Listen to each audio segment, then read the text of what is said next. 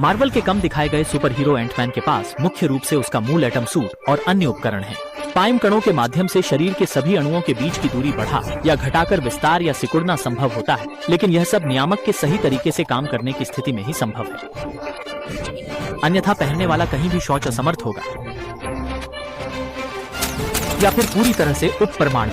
प्रारंभिक वास्प ने त्रासदी को रोकने के लिए स्वयं समायोजन किया, जिससे फिल्म में मानव के आकार में सिकुड़ते समय क्वांटम क्षेत्र में फंस गई। इसका द्रव्यमान थोड़ा कम हो जाता है, लेकिन इसकी आक्रमण शक्ति सामान्य आकार की तुलना में ज्यादा नहीं बदलती। इसलिए यह अक्सर दुश्मनों को छोटे होकर भ्रमित करता है, फिर अचानक बड़ा होकर प्रतिक्रिया करता है और साथ ही यह टीम के सहयोग से कुछ यांत्रिक उपकरणों में घुसकर विनाशकारी प्रभाव प्राप्त कर सकता है। अफवाहों के अनुसार आयरन मैन ने एंटमैन के फिर से आक्रमण को रोकने के लिए विशेष सूट डिजाइन किया था।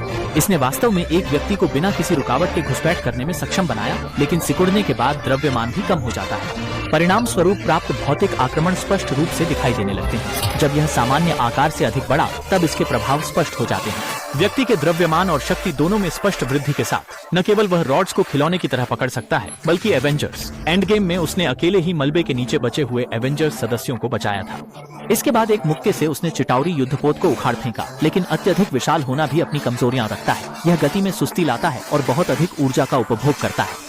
ऊर्जा समय पर न मिलने पर बेहोशी या मृत्यु की संभावना होती है। दूसरा पाइम उपकरण, पाइम डिस्क, सरल और कठोर तरीके से उपयोग किया जाता है। फेंकी गई वस्तु मारने पर इसका आकार बदल जाता है।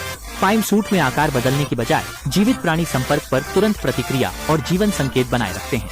एंट कम्युनिकेटर डिवाइस पहनने वाले की मस्तिष्क तरंगों से चींटियों के साथ लिंक स्थापित करता है, जिससे चींटियां उसकी सेवा करने लगती हैं। चींटियों की सेना ने सिकुड़ चुके एंटमैन को अत्यधिक सहायता प्रदान की है। तो एंटमैन के और उपकरण जानते हैं?